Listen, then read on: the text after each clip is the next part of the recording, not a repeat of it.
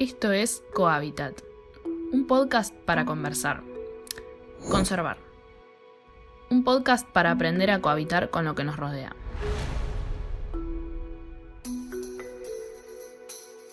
Hola, bienvenidas, bienvenidos, bienvenides a otro episodio de Cohabitat, un podcast donde intentamos entender mejor la importancia de la biodiversidad para poder convivir con ella.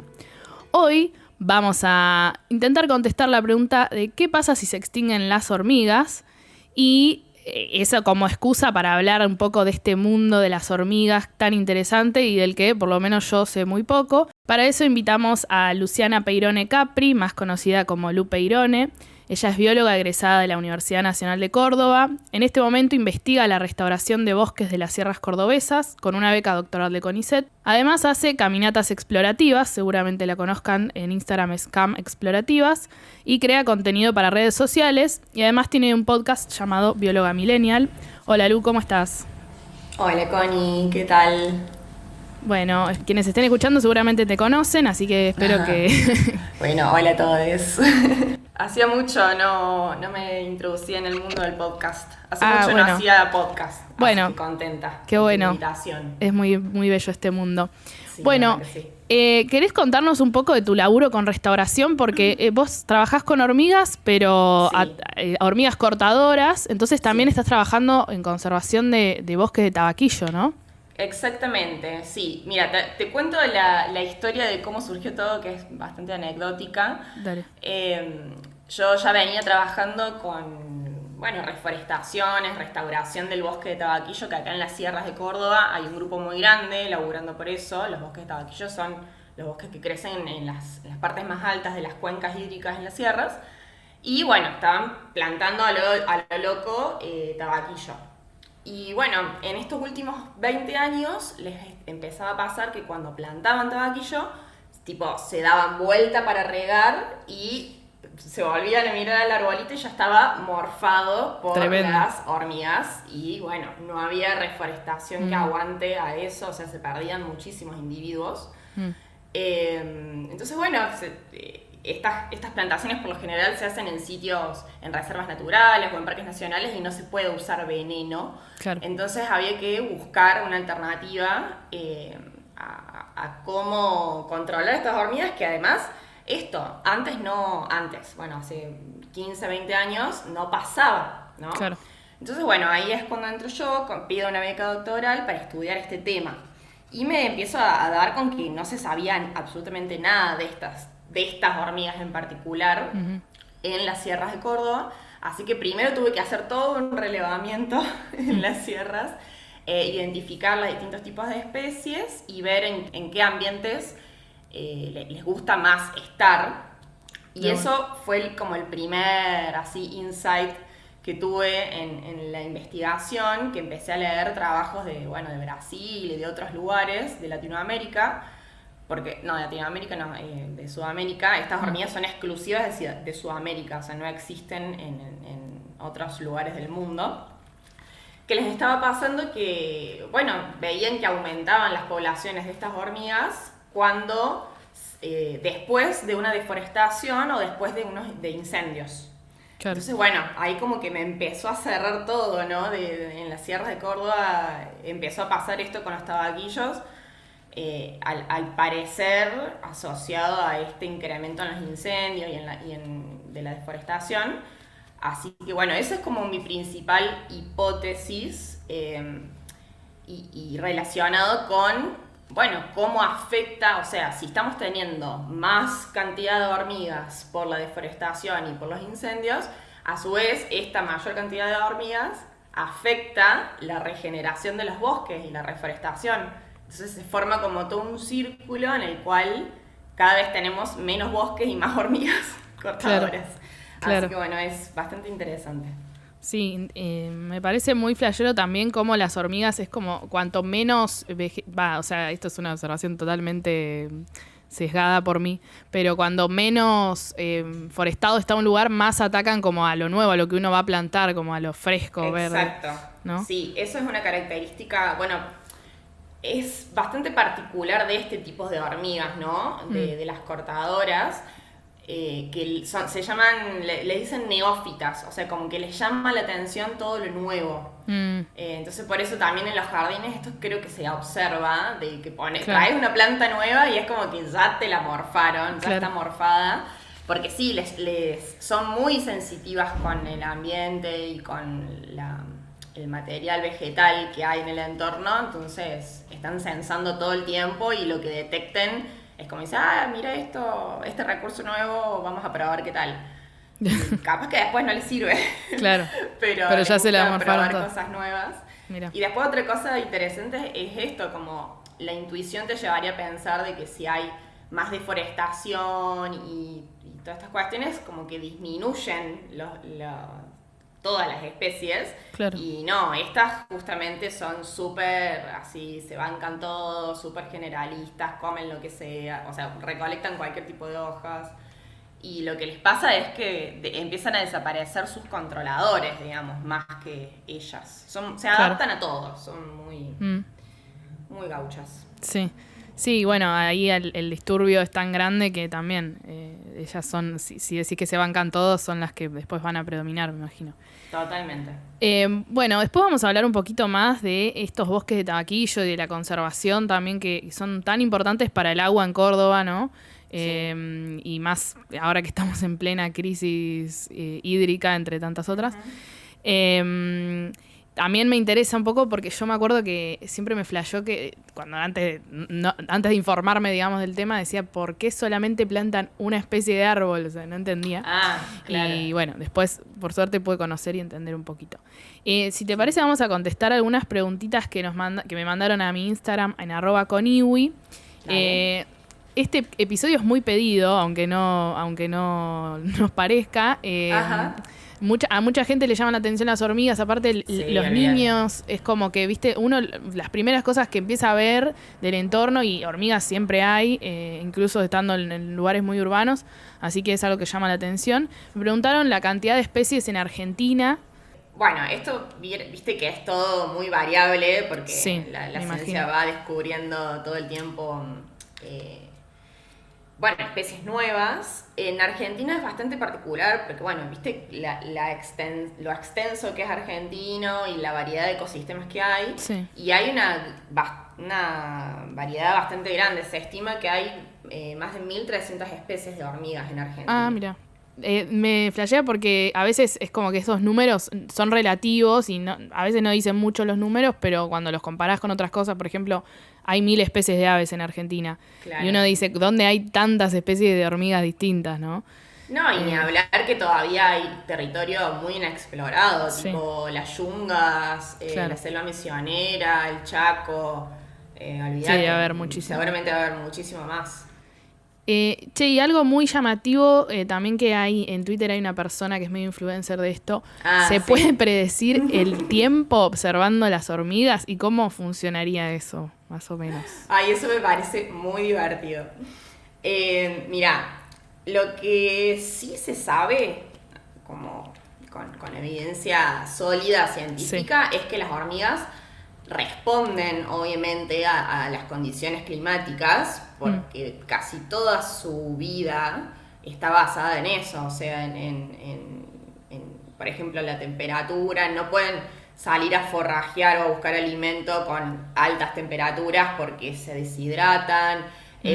Obviamente no pueden salir con lluvia. Las que cultivan hongos dependen muchísimo del porcentaje de humedad y de las precipitaciones. Entonces, como que sí, su vida se basa mucho en las condiciones climáticas, pero de ahí a poder predecir el clima es como que está flojo de papeles. Pero bueno, es divertido, y para mí todo lo que sea una excusa para observar la naturaleza, para mí está bueno siempre y cuando sepamos que... las limitaciones. Claro, exacto. O sea, es un sí, pero no. Está bueno. Y ya que hablabas de las que cultivan hongos, ¿las cortadoras entonces no todas cultivan hongos? No. Hay una variedad gigante de hábitos de hormigas. Hay algunas que son cazadoras, o sea, comen otros insectos. Hay otras que recolectan como el líquido que exudan los áfidos, o sea, los pulgones. Ah, sí, eso está muy interesante también. Sí, eso está re bueno. Las cortadoras son como las las que recientemente han evolucionado, digamos. O sea, son como las más nuevitas en la evolución, y son aquellas que pueden cultivar este hongo, un hongo que crece abajo de la tierra y que además es exclusivo de las hormigas, o sea, no es que es una variedad de hongos, sino que es una única especie súper especializada. Wow. Ellas pueden cultivarlo a través de material vegetal fresco. O sea, hay otro grupo de hormigas que lo hacen cultivando material tipo hojitas secas, palitos, restos orgánicos. Las cortadoras de hojas son estas que además tienen estas mandíbulas increíbles, que hay muchos estudios también de la fuerza que hacen para cortar y para llevar la hoja, y también de la sensibilidad que tienen para poder detectar ciertos nutrientes o ciertas, ¿cómo decir? Bueno, sí, sustancias dentro de las plantas. O sea, viste que las plantas exudan cosas todo el tiempo, y bueno, entonces estas son como las más evolucionadas en ese sentido. Mirá, no sabía. Sí, me decías lo de la relación con los pulgones y me acordé de bichos, o sea, es imposible no acordarse de bichos. Que la reina tenía como un pulgón de mascota. El perrito, sí. Es como que tienen ahí una relación re estrecha en algunos, no sé si es una especie en particular. Hay muchas especies que forman mutualismo con los pulgones. No es una sola. De hecho, hay especies que eventualmente forman mutualismo, o sea que, qué sé yo, hay una época del año que se alimentan de otra cosa y después, eventualmente, cuando encuentran áfidos, se llama los... Ay, ¿cómo se le dice a las vacas? Como ganado, los domestican, no sé. Sí. Bueno, más o menos los domestican y se dice como que los... ¡Ay! ¿Arrean? ¿Cómo se llama el acto de sacarle leche a la vaca? Ordeñar. Ordeñar. Ay, me da mucha gracia. O sea, ya me lo han contado y siempre me da mucha gracia. Sí, es muy graciosa. Y las hormigas protegen a los áfidos. Claro. Tipo, los defienden. Claro, como hay un intercambio. Sí. Bueno, son agricultoras, ganaderas, todo. Y cada una tiene su estrategia de vida, ¿viste? Cada una. Qué hay muchos modelos de éxito en la naturaleza. Sí. Y bueno, hablando de eso, es verdad que son modificadoras del paisaje porque es como que van, esto que vos decías de las hojitas secas, también pueden trasladar semillas.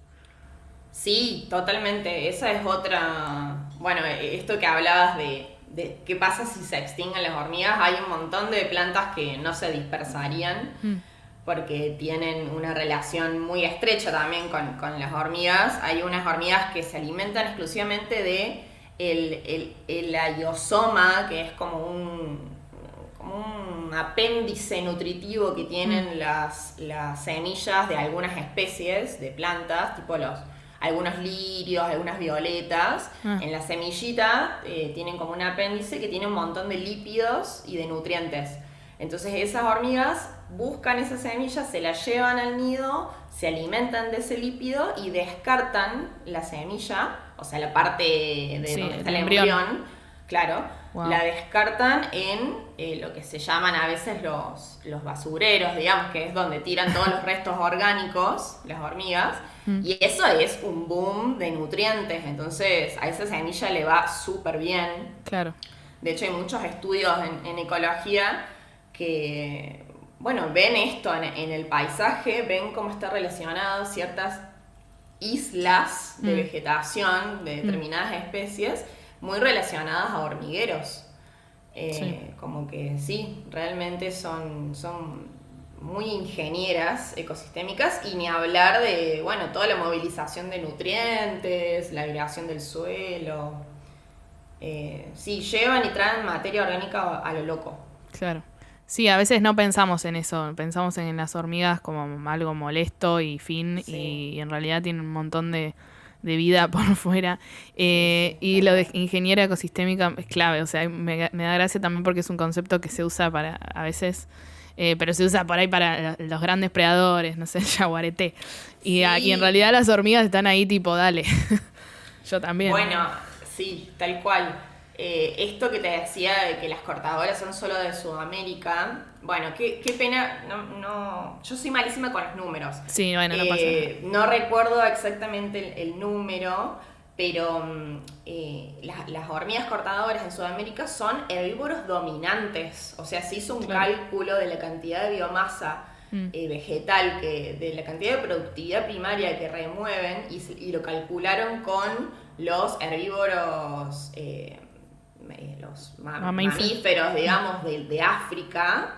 Y daba como una relación bastante grosa, o sea, no por ser pequeñas remueven poco material. O sea, imagínate que sí, son pequeñas, pero son millones. Claro, literal, sí. Sí, tremendo. Millones y están todo el tiempo. Y todo el tiempo laburando. Sí.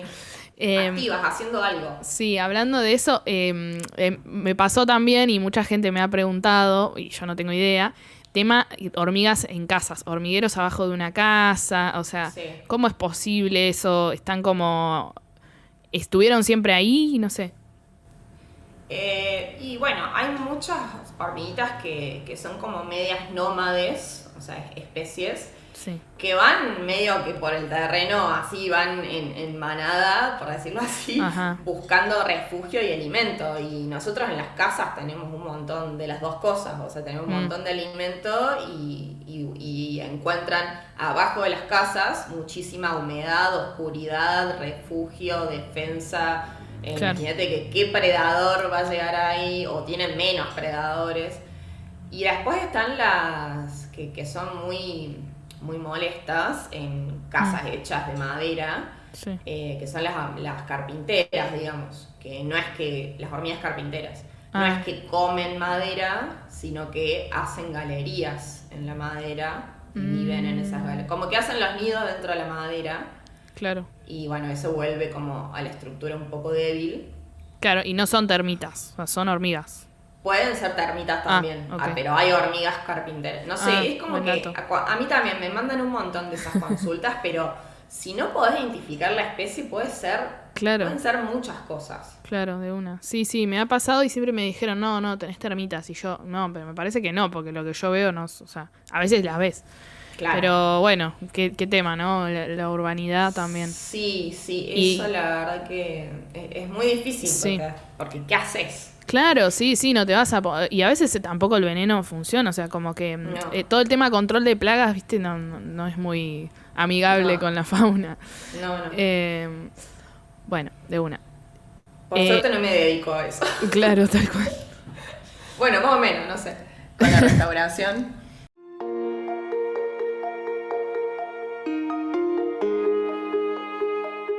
Bueno, vamos a hablar un poquito, creo que la tomé un poco desprevenida, Lu, con el tema de la extinción, pero vamos a charlar un poco de qué pasaría si se extinguieran. Y bueno, las teorías que mandaron, yo te cuento, Lu, son muy graciosas, porque la gente se pone creativa. Me encanta. Y hubo 2 personas, no solo una, y me da gracia porque también es como que uno va al imaginario y empezamos a ver como el imaginario de la gente. Y una es que hay una superpoblación de osos hormigueros, ojalá, porque creo que están recontra amenazados. Y bueno, todo eso genera que hay alguien que puso... Bueno, exceso como de predadores, básicamente. Después hay una teoría basada en la peli de bichos que dice no le hacen más tributo a las langostas. Claro, que se rebelaron contra las langostas. Claro, y por eso se están extinguiendo. Y las langostas encima son mutantes y bueno, se comen a todas las hormigas. Después hay otra muy flashera que dice una bebida energizante produce la mutación de un hongo. También está esta cuestión del hongo que afecta solo a las hormigas. Hongo al estilo Last of Us, no la vi, pero sé más o menos de qué se trata. Ataque de hormigas zombie, bueno. Cruzan la calle en verano, esto me dio mucha ternura y mucha pena. Cruzan la calle en verano y el hormigón está muy caliente. Pero bueno, suponiendo que todas al mismo tiempo en todo el mundo pasa lo mismo, no sé si querés elegir una, pero más o menos algo ya hablamos, ¿no? De lo que podría pasar si se extinguieran. Claro, sí, vos cuando me hiciste la introducción de qué íbamos a hablar y me nombraste esta teoría fue como, creo que no estoy lo suficientemente en Twitter porque no la conozco a esta teoría. O sea, vos es como una teoría de por qué se están extinguiendo las hormigas o qué pasaría si se extinguieran. Sería qué pasaría si se extinguieran. Ah, ok. Y bueno, y obviamente es una excusa para hablar como de sus amenazas reales, ¿no? ¿Qué es lo que realmente las está amenazando? Claro. Bueno, ¿qué pasaría si se extinguieran del todo esta cantidad y esta diversidad de hormigas? Creo que ya se puede concluir algunas cosas según lo que estuvimos hablando de esto, de la influencia que tienen en los ecosistemas, de cómo influyen en la dispersión de plantas, en la gradación del suelo. Entonces, estas cuestiones obviamente se empezarían a desbalancear y bueno, nos llevaría, digamos, a estas especies de cascadas, de extinción en cascadas, ¿no? Porque, como te digo, además de ser muy diversas, son muchas. Claro. Entonces, es una biomasa que si no está, va a ser falta de alimento para un montón de especies y bueno, este flujo de materia desaparecería. Entonces sí, son muy importantes, por más que las odiemos, y no hay que odiarlas, porque en realidad lo que nos pasa es que estamos muy acostumbrados a ver lo que nos afecta nada más. Entonces vemos las cortadoras de hojas, las hormigas cortadoras de hojas, que son las que se comen las plantas, o estas hormigas de las que destruyen casas. Pero bueno, son realmente pocas especies las problemáticas y que medio que se sabe que se salen de control por todas estas ya desbalance ecológico que generamos, que generamos, sí. ¿no? Sí, total. El concepto de plaga en la naturaleza no existe, digamos, se autorregula todas las poblaciones. No sé si respondí, es como que estoy tratando de improvisar. No, sí, me encantó. No sé bien. Sí, también está bueno porque solemos, o sea, en el podcast siempre reivindicamos como a los grupos menos queridos. Sí. Y las hormigas es como que tenemos ese amor-odio, me parece. Sí, tal cual. Pero bueno, porque a la vez es nuestro primer acercamiento ahí cuando somos chiquitos, estamos cerca del piso, vemos lo que hay en el piso y de repente cuando ya somos adultos es como, uy, no, qué bajón, se me llenó la cocina de hormigas.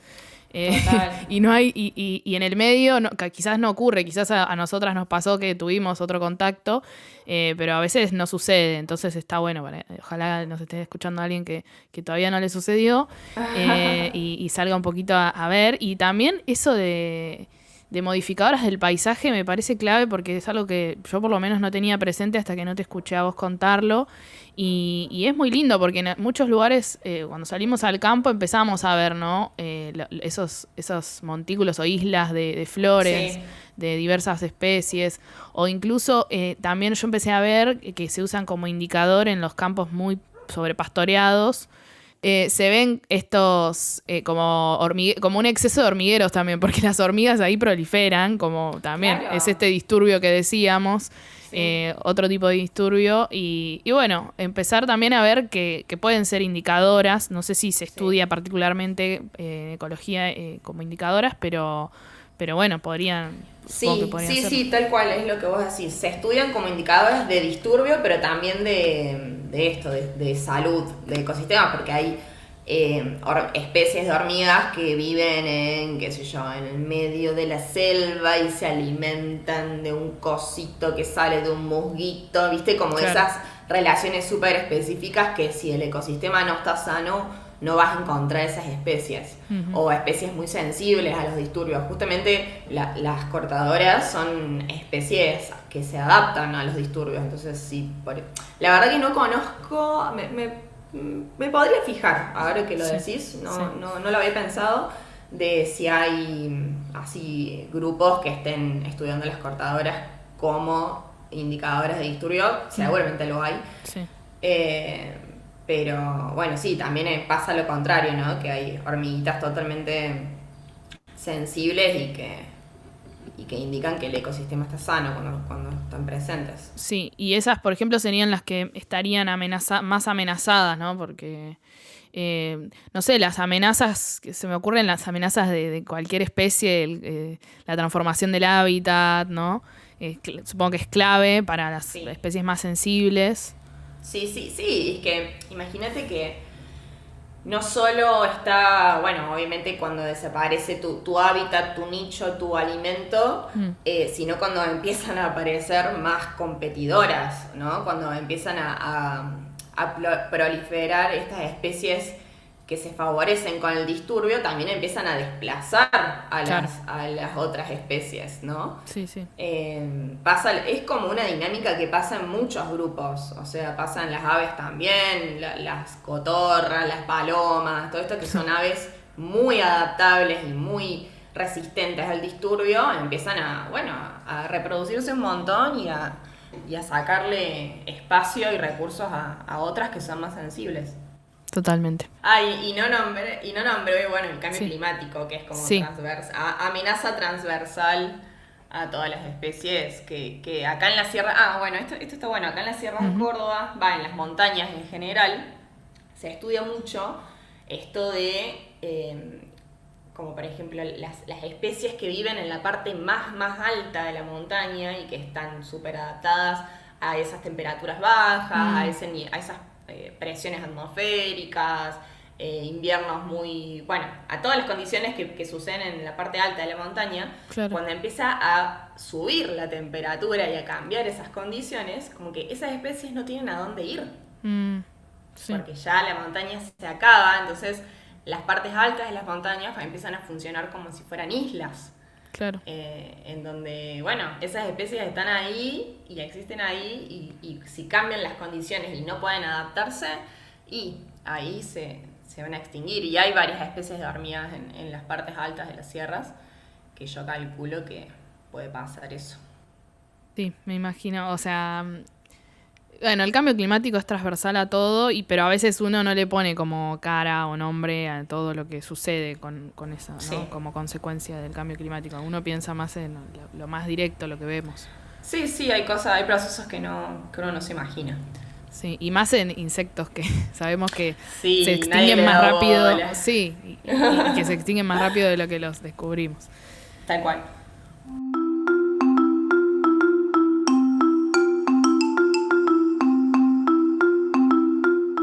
Bueno, ahora me gustaría que hablemos un poquito más de nuevo de tu laburo. ¿Hay algún resultado que nos puedas adelantar o todavía no?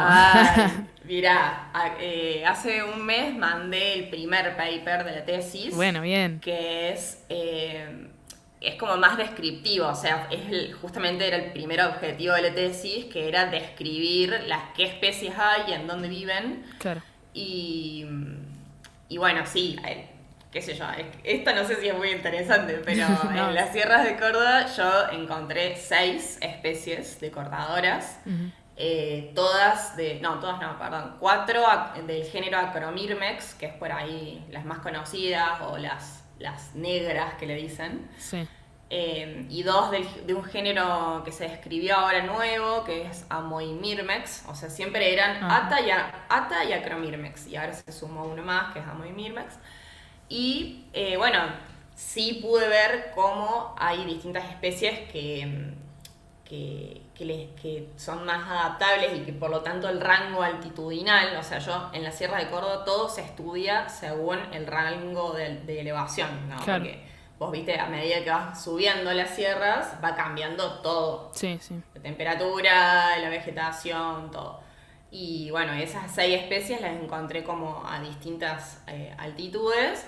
Y hay 2, que es Acromyrmex lobicornis y Acromyrmex crassispinus, que son como las problemáticas en todos lados. Son las problemáticas en las plantaciones de pinos en Patagonia, en los viñedos en Mendoza. Las problemáticas de los cultivos, digamos. Sí. Bueno, que en la Sierra de Córdoba también son las dominantes, ¿no? Las que más encontré y en una mayor diversidad también de hábitats. Y por ahora está como cumpliendo esta hipótesis de que encontré más cantidad y diversidad de hormigas, de cortadoras, perdón, siempre Sí. lo aclaro Sí, porque es muy específico de este grupo. Encontré más cantidad en sitios abiertos y disturbados que dentro de bosques. Claro. Bien. Entonces, bueno, esos serían unos primeros resultados. Bueno, está bueno. Y tu idea es con esto poder ayudar a quienes están haciendo estas plantaciones, que son bastantes los proyectos que yo conozco por lo menos. Hay uno que se llama Ordeñando Nubes, creo. Tejiendo, manos que tejen bosques, eso conozco. Y se trata de justamente restaurar los bosques de tabaquillo, que antes la sierra predominaba el tabaquillo ahí. Y que, digamos, capta el agua de la atmósfera y la manda para la tierra, básicamente. Sí, no bueno, tiene muchas funciones el tabaquillo. El principal es proteger los suelos de la parte alta de las montañas, que hay muchos suelos que además están en mucha pendiente, o sea, en pendientes muy elevadas, entonces sí, llueve y es como que eso se va desmoronando y queda la roca pelada, y ahí arriba es donde nacen los arroyos, digamos, y de que después es el agua que tomamos. Entonces, como principal, la protección de los suelos, porque con las raíces lo van sosteniendo, lo van teniendo en su lugar el suelo, y es un árbol que crece, como vos lo ves así en las quebradas, y crece en lugares que vas a decir, ¿cómo hizo? Y después sí, tiene, por el clima del lugar, por el régimen de precipitaciones, allá arriba llueve bastante más que abajo, y está como esta permanente neblina, digamos. Hay como, vos estás acá en la ciudad de Córdoba y decís, ay, vamos para las sierras, y de repente subís arriba y es todo un banco de niebla que no lo podés creer y que es re peligroso. Y es por eso, porque ahí arriba tiene como un microclima, y este árbol sí lo va captando y lo va trasladando al suelo, digamos, que es desde donde sale el agua. Lo va capturando, digamos, claro, en su follaje y en su corteza. Claro.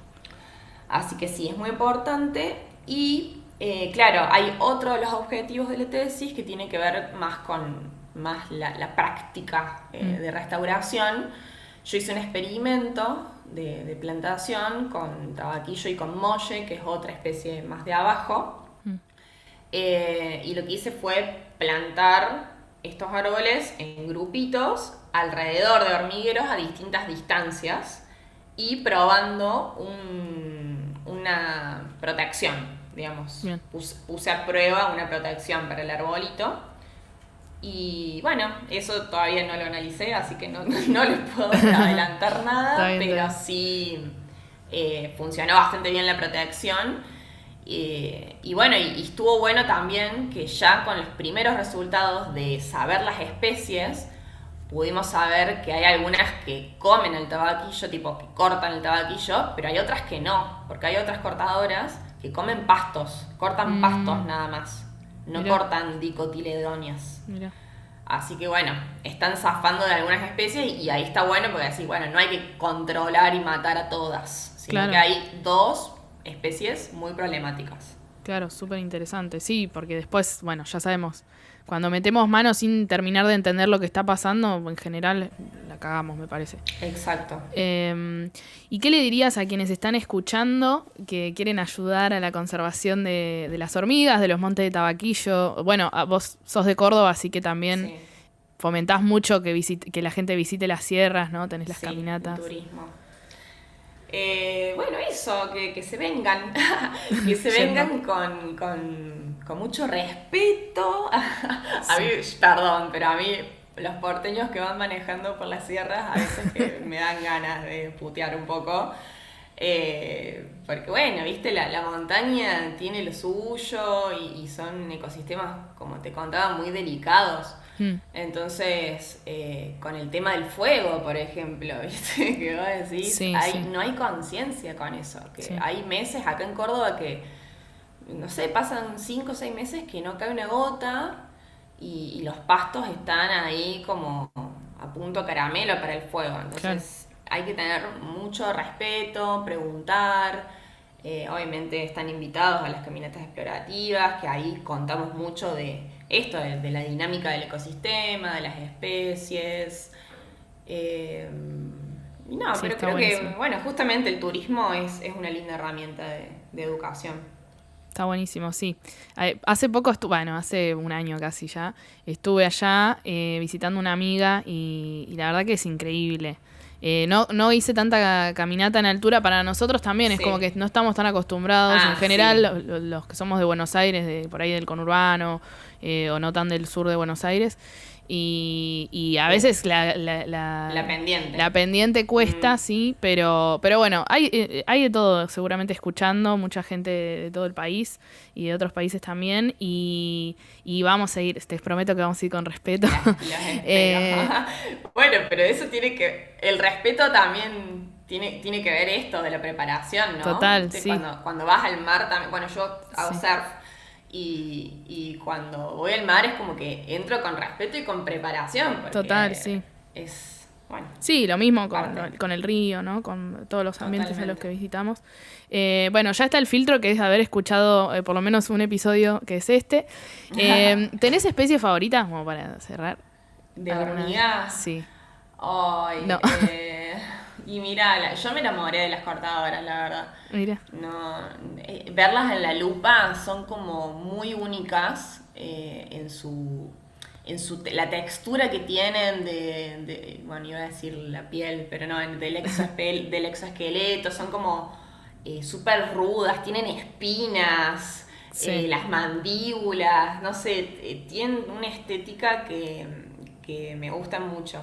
Y bueno, el hecho de que sean exclusivas de Sudamérica Mm, y que bueno, además, no, esto no lo dije, pero no solamente cortan hojas, sino que también cortan semillas mm, y también son dispersoras mm.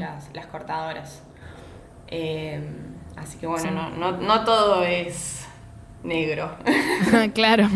Está bueno empezar a mirarlas más de cerca. Sí, sí, Bueno, sí. muchas gracias, Lu, por este No, tiempo. gracias a vos, Connie, por la invitación. Bueno, seguramente hay un montón de cosas que no pudimos charlar, pero vamos a charlar en otras oportunidades. Les invitamos a todos los que están escuchando a que investiguen, a que salgan, ¿no? Siempre, como decíamos, con respeto. Con respecto al podcast, pueden escuchar todos los otros episodios en Spotify y en varias plataformas. Y no se olviden, si pueden, de puntuar el podcast con 5 estrellitas. Me pueden seguir en las redes en @coniwi y comprarme un matecito en matecito.co/cohabitat para seguir sosteniendo este espacio.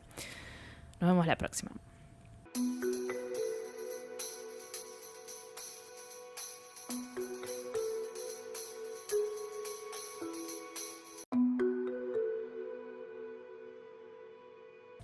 Ay, no sabía Ay. lo del matecito.